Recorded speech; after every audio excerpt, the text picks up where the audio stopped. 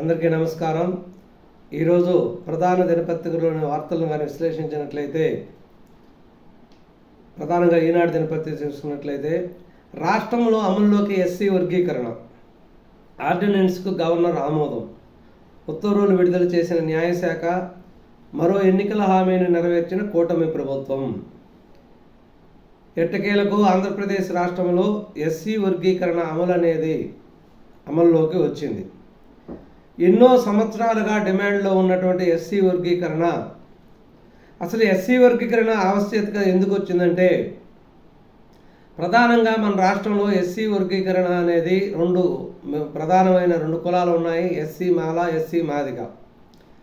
ఇంతవరకు ఉన్నటువంటి వర్గీకరణ ప్రయోజనాలు అన్నింటినీ కూడా ఎస్సీ మాలలే ప్రయోజనం పొందుతున్నారు. మాకు ఆ వర్గీకరణ ఫలితాలు అందటం లేదనేది ఎన్నో సంవత్సరాల నుంచి డిమాండ్ మొదలైంది ఎస్సీ మాదిగలలో.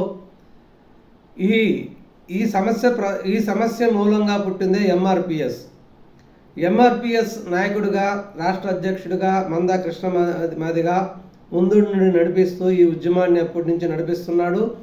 సరే, ఈ ఉద్యమంలోని అంశాలను, ఉద్యమం యొక్క డిమాండ్లని పరిశీలించిన అప్పటి ముఖ్యమంత్రి చంద్రబాబు నాయుడు దాదాపు 15-20 సంవత్సరాల క్రితమే, అవును, వీళ్ళ డిమాండ్లో న్యాయం ఉంది, వీళ్ళ డిమాండ్లో ధర్మం ఉంది, ఎస్సీ వర్గీకరణలో వచ్చేటటువంటి ప్రయోజనాలు, వాళ్ళకు ఉన్నటువంటి రిజర్వేషన్ ఫలితాలని ఒక వర్గం వాళ్ళే అనుభవించకూడదు, ఆ ఎస్సీ వర్గీకరణలో ఎవరైతే ఉన్నారో కులాలు, అన్ని కులాలు సమానంగా వాటి ప్రయోజనాలను పొందాలనే ఉద్దేశంతో మొట్టమొదటిసారిగా ఎస్సీ వర్గీకరణని చంద్రబాబు నాయుడు గారే ప్రవేశపెట్టడం జరిగింది. తదనంతరం కొంతమంది దీని గురించి కోర్టుకు వేయటం, తర్వాత సుప్రీంకోర్టుకు పోవటం, తుదకు సుప్రీంకోర్టు ఇచ్చిన తీర్పులో అవును, ఈ ఎస్సీ వర్గీకరణలో న్యాయం ఉంది, దీన్ని ఏ రాష్ట్రాలకు ఆ రాష్ట్రాలే చేసుకోవాలి, ఆ రాష్ట్రాల్లో ఉండే పరిస్థితులను బట్టి, అక్కడ ఉండే జనాభాల సంఖ్యలను బట్టి వాళ్ళే చేసుకోవాలని తీర్పు ఇవ్వడం జరిగింది. దాని మీద కేంద్ర ప్రభుత్వం నిర్ణయం కూడా తీసుకొని ఎస్సీ వర్గీకరణకు ఫైనల్ ఆమోదం చెప్పడం కూడా జరిగింది. రాష్ట్రపతి ఆమోద ముద్ర వేయడం జరిగింది. ఆ తదనంతరం రాష్ట్రాలలో మన ఆంధ్రప్రదేశ్ రాష్ట్రం ఎస్సీ వర్గీకరణ యొక్క విధానాల్ని ఏర్పాటు చేసి, దాని కేబినెట్ తీర్మానం అసెంబ్లీలో ఆమోద ముద్ర వేసి దాన్ని గవర్నర్ పంపించడం జరిగింది. గవర్నర్ ఆర్డినెన్స్ ద్వారా దీన్ని అమల్లోకి తీసుకురావడం జరిగింది.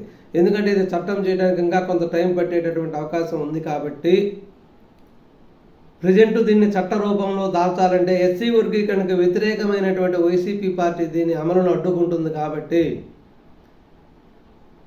ఈ యొక్క విధానాన్ని ముందే పసిగట్టి, అంటే వైసీపీ ప్రభుత్వం ఎత్తుగడను ముందే పసిగట్టినటువంటి చంద్రబాబు నాయుడు గారు ఇది అసెంబ్లీలో ప్రవేశపెట్టవద్దు, దీన్ని మనం ఆర్డినెన్స్ ద్వారా అమలు చేద్దాము అనే విధానాన్ని తీసుకురావడం, గవర్నర్ పంపించడం, కేబినెట్ యొక్క తీర్మానాన్ని ఆమోద ముద్ర వేయటం, ఈ రోజు నుంచి అమల్లోకి రావడం కూడా చకచకా జరిగిపోయింది. కాబట్టి దీనివల్ల త్వరలో విడుదల చేసేటువంటి డిఎస్సి షెడ్యూల్లో కూడా దీన్ని చేర్చడం జరిగింది. ఈ త్వరలో జరిగేటటువంటి డిఎస్సి పరీక్షల్లో కూడా ఈ ఎస్సీ వర్గీకరణ విధానాన్ని అప్పటి నుంచి అమల్లోకి తేవడం కూడా జరుగుతుంది. ఒకవేళ అసెంబ్లీలో తీర్మానం చేసేసి దీన్ని శాసనమండలి గారు పంపించినట్లయితే శాసనమండలిలో ఇది వీటో అయ్యేది. అంటే శాసనమండలిలో మెజారిటీ సభ్యులు వైసీపీకి చెందిన వాళ్ళు ఉన్నారు కాబట్టి దానికి వాళ్ళు ఆమోదం వేయకుండా సెలక్షన్ కమిటీకి పంపించేటటువంటి ఆలోచనలో వాళ్ళు ఉన్నట్టు తెలిసి ముందే పసిగట్టినటువంటి ప్రభుత్వం దీన్ని బైపాస్ చేసేసి ఆర్డినెన్స్ ద్వారా అమల్లోకి తేవాలనే విధానాన్ని ప్రవేశపెట్టడం జరిగింది. కొన్ని రోజుల పాటు ఆర్డినెన్స్లు అమలుపరిచిన తర్వాత దీన్ని ఒకటిన్నర సంవత్సరం తర్వాత దీన్ని అసెంబ్లీలో ఆమోద ముద్ర వేసి, తర్వాత శాసనమండలిలో ఆమోదం కూడా పొందిన తర్వాత చట్టరూపం దాల్చేటటువంటి అవకాశం ఉంది. 8.5 నెలల్లోనే దీన్ని చకచక అమలు చేయడం జరిగింది. మొట్టమొదటగా కూటమి గత ఏడాది జూన్లో అధికారం చేపట్టింది. ఆ తర్వాత 8.5 నెలల్లోనే ప్రభుత్వం ఎస్సీ వర్గీకరణ రాష్ట్రంలో అమల్లోకి తెచ్చింది.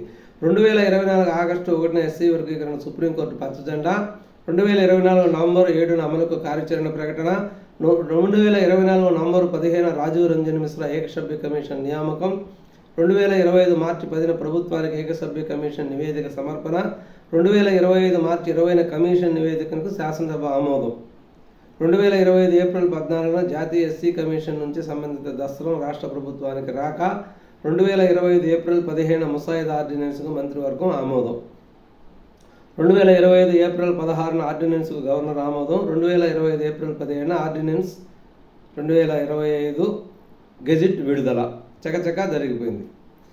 రాష్ట్రపతిని సుప్రీంకోర్టు ఆదేశించజాలదు. ప్రజాస్వామ్య శక్తులపై అనుక్షేపణలు ప్రయోగించరాదు. జడ్జీలు సూపర్ పార్లమెంట్లో వ్యవహరిస్తారా? ఏం జరుగుతుంది? ఎటు వెళ్తున్నాం? జీవితంలో ఇలాంటివి చూడాల్సి వస్తుంది అనుకోలేదు. ఉపరాష్ట్రపతి ధన్ఖడ్ తీవ్ర వ్యాఖ్యలు. ఇటీవల కాలంలో సుప్రీంకోర్టు రాష్ట్రపతికి కూడా టైం బాండ్ నిర్దేశించడం జరిగింది. దాన్ని తప్పుపడుతూ ఉపరాష్ట్రపతి దీని గురించి ప్రజాస్వామ్య శక్తులపై అనుక్షిపణను ప్రయోగించరాదు అని సుప్రీంకోర్టుని ఉటంకిస్తూ విమర్శించడం జరిగింది. ఇప్పుడు న్యాయమూర్తులకు దగ్గర దొరికినటువంటి కోట్ల డబ్బుల సంగతి ఏమైంది, దాని గురించి ఎఫ్ఐఆర్ ఎందుకు ఇంత ఆలస్యమైంది, దాని గురించి ఏం చేశారని కూడా ఉటంకించడం జరిగింది. అంటే జడ్జీలు పార్లమెంట్లాగా కూడా వ్యవహరిస్తారా? పార్లమెంట్ను కూడా నిర్దేశిస్తారా? చట్టాలు కూడా మీరే చేస్తారా? రాష్ట్రపతికి మీరు టైం బాండ్ పెట్టడం ఏంటి? ఇది తీవ్రమైన చర్య. ఇది నన్ను ఎంతో కలవరపెడుతుంది. ఇటువంటి చర్యలు ఉంటాయని కూడా నా హయాంలో వస్తాయని నేను ఊహించలేదు అని తీవ్రంగా సుప్రీంకోర్టును విమర్శించడం జరిగింది. మే 2న అమరావతికి మోడీ. రాజధాని పునర్నిర్మాణ పనులన్నీ ప్రారంభించనున్న మోడీ ప్రధాని. సాయంత్రం 4 గంటల ముహూర్తం. రామ్మోహన్ నాయుడికి యంగ్ గ్లోబల్ లీడర్ అవార్డు. పిన్న వయసులోనే కేంద్ర మంత్రిగా తనదైన ముద్ర. కేంద్ర పౌర విమానయాన శాఖ మంత్రి కింజరపు రామ్మోహన్ నాయుడు ప్రపంచ ఆర్థిక వేదిక world economic forum WEF young global లీడర్స్లో ఒకరిగా ఎంపికయ్యారు. తమ రంగాల్లో ప్రతిభ సామర్థ్యాలు కనబరుస్తూ సమాజంపై ప్రభావం చూపుతున్న 40 ఏళ్లలోపు వారిని WEF ఈ అవార్డుకు ఎంపిక చేసింది. అత్యంత చిన్న వయసులో కేంద్ర మంత్రిగా ఉన్నటువంటి Rammohan Naidu young global leader అవార్డును పొందడం జరిగింది. ఇది ఆంధ్రప్రదేశ్ గర్వించదగ్గ విషయం. కాబట్టి దీనికి కన్నీడియా తరపున ప్రత్యేక అభినందనలు కూడా దీన్ని తెలియజేయటం జరిగింది. తాల్మియా సిమెంట్ ఆస్తులు జప్తు. వాటిలో 793 కోట్ల విలువైన 407 హెక్టార్ల సున్నపురాయి గనులు. జగన్ అక్రమాస్తుల కేసులో స్వాధీనం చేసుకున్న ఈడీ. జగన్ అక్రమాస్తుల కేసులో ఉన్నటువంటి తాల్మియా సిమెంట్ కూడా, అంటే భారతీయ సిమెంట్లో తాల్మియా సిమెంట్ కూడా షేర్లు కొని భారీగా పెట్టుబడులు పెట్టినప్పుడు ఈడీ గుర్తించింది. దాన్ని కొనసాగింపుగా 793 కోట్ల విలువైన 4.07 హెక్టార్ల సున్నపురాయి గనులు దీంట్లో ఉన్నాయి. ఈ అక్రమాస్తుల కేసు కింద తాల్మియా సిమెంట్లో ఉన్నటువంటి ఆస్తులన్నీ కూడా ఈడీ జప్తు చేయటం జరిగింది.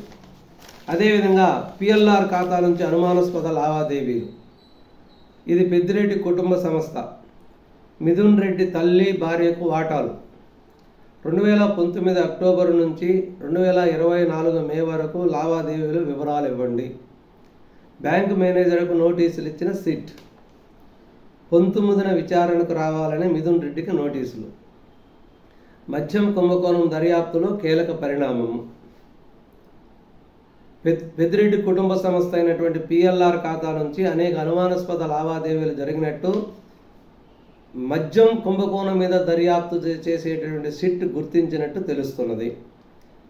మిథున్ రెడ్డి తల్లికు భార్యకు కూడా వాటాలు ఉన్నాయి దాంట్లో PLR సంస్థలో. 2019 అక్టోబర్ నుంచి 2024 మే వరకు లావాదేవీల వివరాలు ఇవ్వండి అని చెప్పి నోటీసులు ఇవ్వడం జరిగింది. బ్యాంక్ మేనేజర్ కూడా నోటీసులు ఇచ్చినట్టు తెలుస్తుంది. 19న విచారణకు రావాలని మిథున్ రెడ్డికి నోటీసులు. మద్యం కుంభకోణం దర్యాప్తులో చాలా కీలకమైన పరిణామం జరిగినట్టు తెలుస్తుంది. వైకాపా ఎంపీ మిథున్ రెడ్డికి అభ్యర్థులను తోసిపుచ్చిన హైకోర్టు. ఎంపీ మిథున్ రెడ్డి హైకోర్టులో ఒక పిటిషన్ వేశాడు. ఏమనంటే విచారణ ప్రక్రియకు మొత్తం రికార్డింగ్ చేయాలి, విచారణ ప్రక్రియను రికార్డింగ్ చేయమని చెప్పి సిట్టును ఆదేశించమని చెప్పి న్యాయస్థానాన్ని కోరటం జరిగింది. విచారణ ప్రక్రియ రికార్డింగ్కు ఆదేశించలేమన్న న్యాయస్థానం. మద్యం కుంభకోణం కేసులో న్యాయవాది సమక్షంలో విచారణకు అనుమతి. CCTV కెమెరా ఉన్న చోటే వాంగ్మూలం నమోదు చేయండి, దర్యాప్తు అధికారికి స్పష్టీకరణ.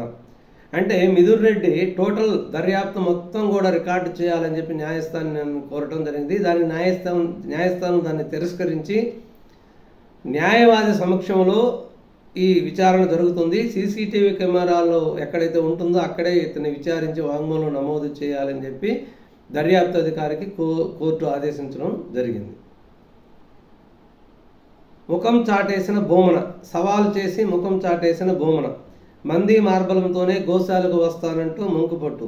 ఎంపీ గురుమూర్తితో కుమారుడిని పంపించి ఇంటి వద్ద హైడ్రామా. మధ్యాహ్నం వరకు వేచి చూసి వెనుదిరిగిన కూటమి నేతలు.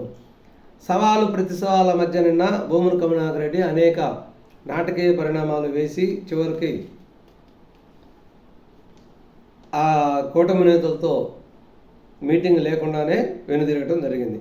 అంటే తెలుగుదేశం కూటమి నేతలు కూడా గోశాలకు రావాలి, నేను కూడా వస్తాను, అక్కడ చనిపోయిన ఆవులను పరిశీలిస్తామని చెప్పి ఛాలెంజ్ చేశారు. ఆ ఛాలెంజ్కి ఇరువురు నాయకులు కూడా సమ్మతించారు. నిన్న కూటమి నాయకులు ఎటువంటి ఆర్భాటం లేకుండా నాయకులు మాత్రమే గోశాలకు పోవడం జరిగింది. భూమన కరుణాకర్ రెడ్డి ఎంపీ గురుమూర్తితో కుమారుని పంపించి ఇతనేమో ఇంటికాడ వేషాలు వేస్తూ ధర్నా చేస్తున్నట్టు, నిరాహార దీక్ష చేస్తున్నట్టు అనేక గందరగోళాలు సృష్టించి గోశాలకు పోకుండానే ఎగనామం పెట్టాడు.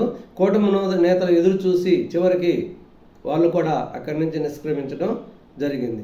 ఇది ఈరోజు ప్రధాన దినపత్రికలో వచ్చినటువంటి ముఖ్యమైన వార్తలు. మరొక ముఖ్యమైన విషయంతో మళ్ళీ కలుద్దాం. నమస్కారం, ధన్యవాదాలు.